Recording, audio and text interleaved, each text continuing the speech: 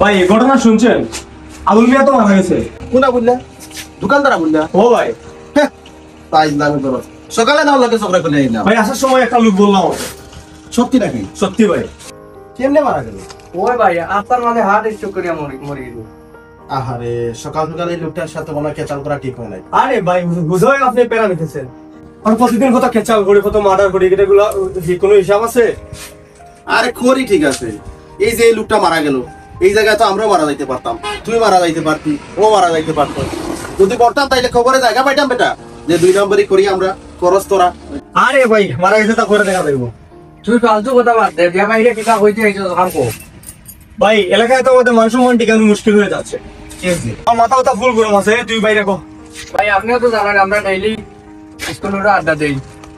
কালকেও আমরা গেছিলাম, 2-3টা পয়েন্ট আইসই আইয়া আপনার লগে দাঁড়াতে হবে।